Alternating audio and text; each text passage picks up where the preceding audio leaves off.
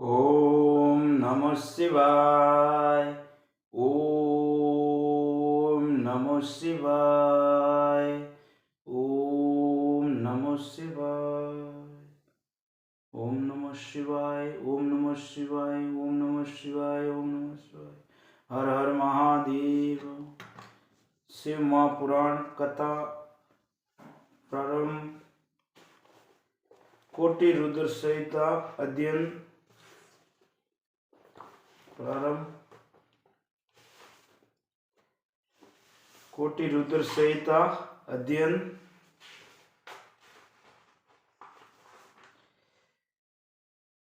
पांचवा और सातवां। कोटि रुद्र संहिता अध्ययन पांचवा एवं सातवां। हर हर महादेव की। मनुष्य के कल्याण के लिए, मुक्ति के लिए, जीवन में जो बाधा आती है वो बाधा से छुटकारा पाने के लिए, मनुष्य के कल्याण के लिए एवं भक्ति सुख शांति के लिए शिव पुराण का अध्ययन करें। उससे मनुष्य के आने वाले कष्टों को मुक्ति मिलती है। ये शिव महापुराण है। हिंदी में पूरा लिखा हुआ है शिव महापुराण। इसका अध्ययन करने से आपके जितने भी कष्ट आए हुए हैं सब दूर होते हैं। ये भगवान शिव का शिव पुराण है। माता पार्वती का शिव शक्ति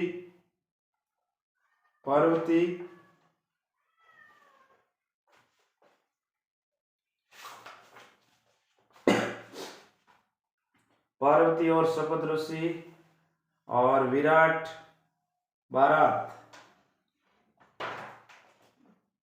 ये सब भगवान की अद्भुत लीला है। गजानन महाराज, कार्तिक स्वामी, ये शिव पुराण सरितर मोटा ही केवल हिंदी भाषा में। इसका अध्ययन कोटि रुद्र संहिता का अध्ययन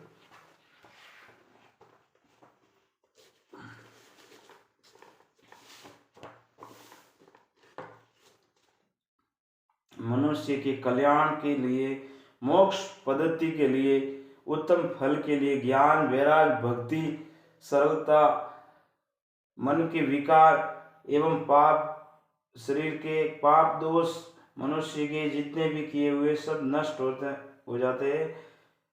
भगवान शंभु की पूजा करने से, भगवान शिव शंकर की पूजा अर्चना भोग लगाने से पाप तत्काल ही स्वयं भस्म हो जाते हैं। बोलो हर हर महादेव की। द्वादश लिंग की। ओम नमो शिवाय। ओम नमो शिवाय। अध्ययन पांचवा एवं सातवां। अध्ययन पांचवा एवं सातवां। ऋषि का पर भगवान शिव की कृपा, एक असुर से उसके धर्म की रक्षा करके उसके आश्रम में नंदीकेश नाम से निवास करता और वर्ष में एक दिन गंगा का भी वहां आना। हे भगवान, आपकी महिमा अपरंपार है, आपकी लीला अपरंपार है। तदंतर सूत जी ने बहुत से शिवलिंगों के कथा प्रसंग सुना दिया, तब ऋषियों ने पूछा, महामते सूत जी, वैशाख शुक्ला संपत्ति के दिन गंगा जी नर्मदा में कैसे आई? ऋषि मुनि सूत जी महाराज से पूछते हैं कि सूत जी महाराज, वैशाख शुक्ला पक्ष में समाप्ति के दिन गंगा नर्मदा नदी में कैसे आई? इसका विशेष रूप से वर्णन कीजिए। इसका विशेष रूप से वर्णन कीजिए। वहां महादेव जी का नाम नंदिकेश्वर कैसे हुआ? वहां पर महादेव भगवान शिव का महादेव नाम नंदिकेश्वर कैसे हुआ? इस बात को भी प्रसन्नता पूर्वक बताइए। इस बात को प्रसन्नता पूर्वक बताइए। सूत जी कहते हैं, कहाँ महर्षियों एक ब्राह्मणी थी। कहाँ महर्षियों एक ब्राह्मणी थी जिसका नाम ऋषिका था। जिसका नाम क्या था? ऋषिका था। वह किसी ब्राह्मण की पुत्री थी। वो किसी ब्राह्मण की पुत्री थी और एक दिन ब्राह्मण को ही विधि पूर्वक ब्याह गई, यानी कि विधि पूर्वक विवाह हो गया ब्राह्मण के साथ में उसका। प्रिय वरों, यद्यपि वह दिवस पत्नी उत्तम व्रत का पालन करने वाली थी। दिवस पत्नी उत्तम व्रत का पालन करने वाली थी, तथापि अपने पूर्व जन्म के किसी अशुभ कर्म के प्रभाव से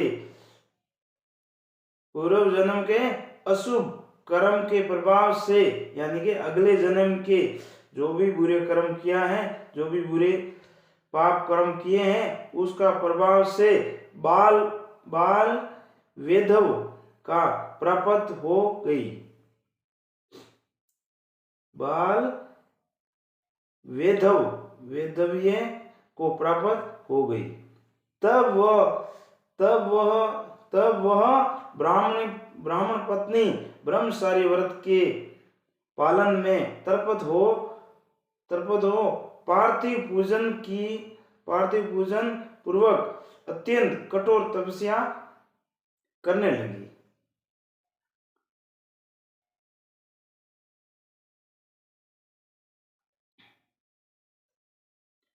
बाल वेद का मतलब यानी कि बाल वेद को प्राप्त हो गई।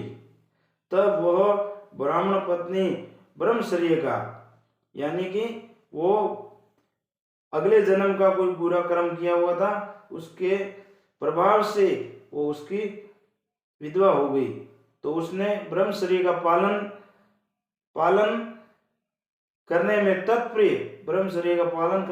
तत्प्रिय हो गई और पार्थिव पूजन पूर्वक अत्यंत कठोर तपस्या करने लगी, भगवान की भक्ति करने लगी। उस समय अवसर पाकर मुड नाम से प्रसिद्ध एक दुष्ट और बलवान असुर जो बड़ा मायावी था। उस समय एक मुड नाम से प्रसिद्ध एक दुष्ट और बलवान असुर जो बड़ा मायावी था, काम बाण से पीड़ित या कि कामनावास से वो पीड़ित होकर वहां गया। उस अत्यंत सुंदरी कामिनी को तपस्या करते हुए देख वह असुर उसे नाना प्रकार के लोभ दिखाता हुआ उसके साथ संभोग की याचना करने लगा। यानी कि उसके अंदर भावना पापी दृष्टि की भावना उत्पन्न हो गई। उस दुराचारी के अंदर, असुर के अंदर दुष्ट आत्मा भोग विलास की याचना करने लगी। मुनीश्वरों, परंतु उत्तम व्रत का पालन करने तथा शिव के ध्यान में तत्पर रहने वाली वह साध्वी नारी काम भाव से उस पर दृष्टि न डाल सकी। यानी कि जो उत्तम व्रत का पालन करती, भगवान शिव शंकर के ध्यान में लगी हुई थी, तो उसके ऊपर वो कुदृष्टि उसकी ना पड़ी देती गई। तपस्या में लगी हुई उस ब्राह्मणी ने उस असुर का सम्मान नहीं किया। उस ब्राह्मणी ने तपस्या में लगी थी तो उस असुर का सम्मान नहीं किया, क्योंकि वह अत्यंत तपोनिष्ठ और शिव ध्यान परायणा थी। वो शिव भगवान के ध्यान में प्रायण थे। उस कुशागी युवती से तिरस्कृत हो उस दैत्यराज मूढ़ ने उसके ऊपर क्रोध प्रकट किया। उसने फिर क्रोध प्रकट किया दैत्यराज ने, और फिर अपना विकट रूप उसे दिखाया। इसके बाद उस दुष्ट आत्मा ने भयानक दुर्वसन कहा। भयानक दुर्वसन मुख से अपशब्द बोलने बोला, और उस ब्राह्मण पत्नी को बार बार त्रास देना आरंभ किया। उस समय वह उसके भय से थरा उठी और अनेक बार शस्त्रपूर्वक शिव की पुकार करने लगी। भगवान शिव की पुकार करने लगी। वो कांपने लगी, भयभीत हो गई, तो भगवान को पुकारने लगी। उस तनवंडी दिव्य पत्नी ने भगवान शिव का पूर्णतया आश्रम ले रखा था। भगवान की यानी के आश्रम लिया हुआ था। शिव नाम जपने वाले वही शिव नाम जपने वाले नारी अत्यंत विलभ हो अपने धर्म की रक्षा के लिए भगवान शंभु की ही शरण में गई। तब शरणागत की रक्षा, सदाचार की प्रतिष्ठा तथा उस ब्राह्मणी को आनंद प्रदान करने के लिए भगवान शिव वहां प्रकट हो गई। भगवान शिव शीघ्र प्रकट हो गए वहां।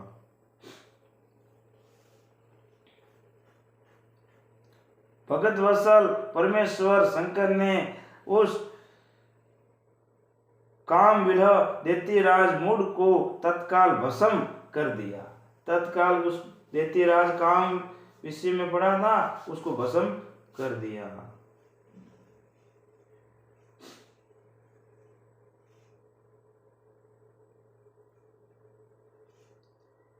और ब्राह्मणी की और कृपा दृष्टि से देखकर भगत की रक्षा के लिए दत्तसित हो कहा, वर मांगो। महेश्वर का ये वचन सुनकर उस साध्वी ब्राह्मण पत्नी ने उनके उस आनंद जनक मंगलमय रूप का दर्शन किया। फिर सबको सुख देने वाले परमेश्वर शंभु को प्रणाम करके शुद्ध अंत करण वाली उस साध्वी ने हाथ जोड़कर मस्तक झुकाकर उनकी स्तुति की।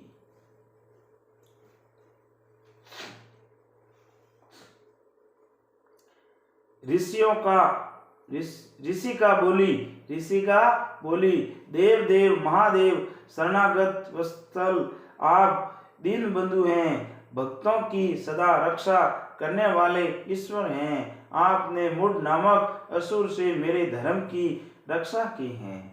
भगवान ने उस ब्राह्मण पत्नी की, पतिव्रता नारी की रक्षा की, धर्म की,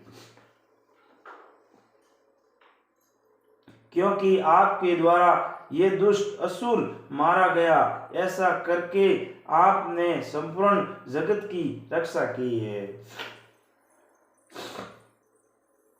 अब आप मुझे अपने शरणों की परम उत्तम एवं अन्य भक्ति प्रदान कीजिए। यानी कि भगवान आपकी जो भक्ति है वो हमें प्रदान कीजिए। यदि मेरे लिए वर हैं, इससे अधिक और क्या हो सकता है। भगवान को भगत बोलता है कि मेरे लिए आपकी भक्ति, इससे बड़ा कोई वरदान नहीं है।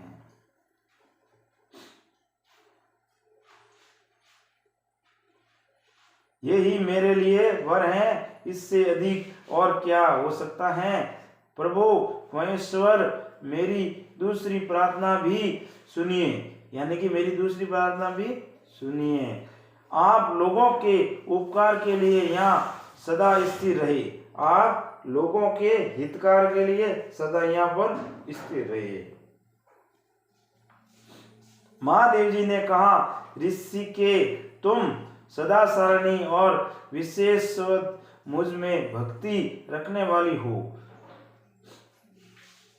तुमने मुझसे जो जो वर मांगा है वे सब मैंने तुम्हें दे दिया। जो जो वर तुमने मांगा है वो वर मैंने प्रदान कर दिया।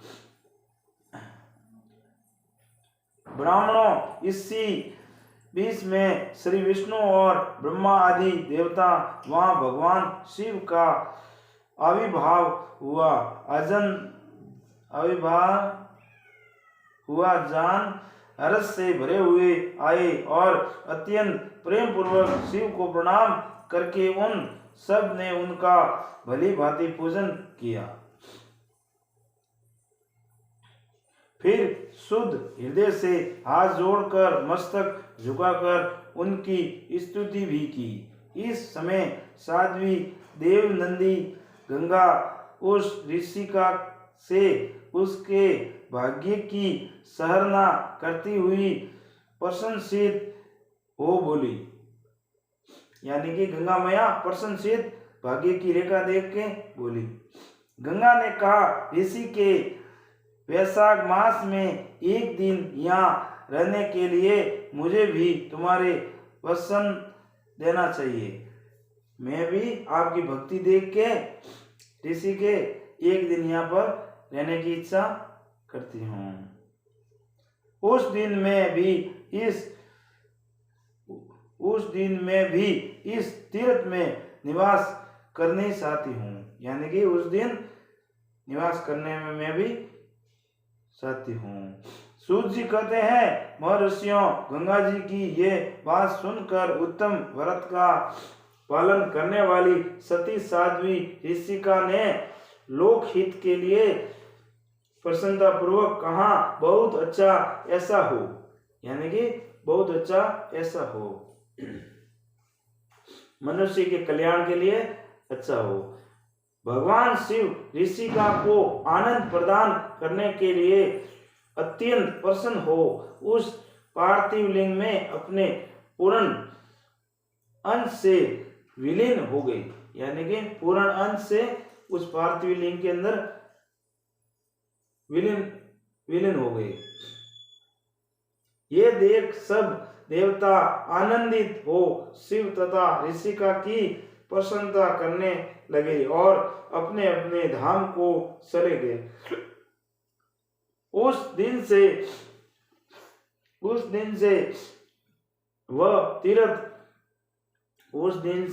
नर्मदा का वह तीर्थ ऐसा उत्तम और पावन हो गया तथा संपूर्ण पापों का नाश करने वाले शिव वहां नंदीकेश के नाम से विख्यात हो गए, यानी कि भगवान का नाम नंदीकेश्वर विख्यात हो गया, प्रसिद्ध हो गया। गंगा भी प्रतिवर्ष वैशाख मास की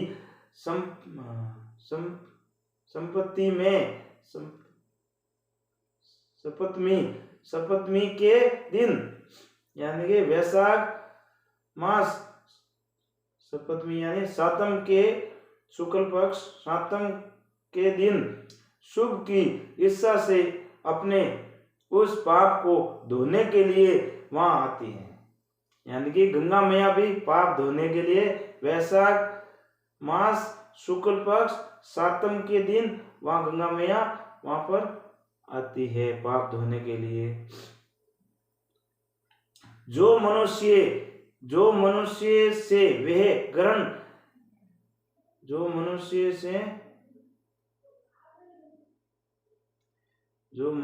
वे ग्रहण किया करती हैं।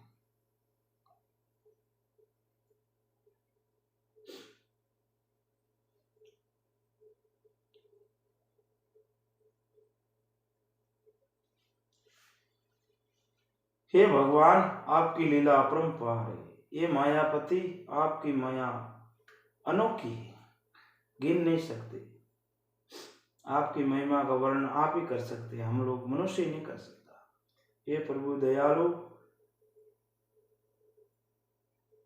कृपा करजो, सहाय करजो, भूल सुख क्षमा करजो, मनुष्य के कल्याण करजो, मनुष्य की दुर्गति सदगति करजो, सदकर्म देजो, मनुष्य को पाप निष्ठ करजो, मनवासित फल देजो, सारे विकार दूर करजो, मन अभिलाषा पूर्ण करजो, विकारों से दूर करजो, अंतकरण शुद्ध करजो। हे भोलेनाथ, ये नंदिकेश्वर आप हो। यह अध्याय संपूर्ण 5वां एवं 7वां अध्याय संपूर्ण हो गया।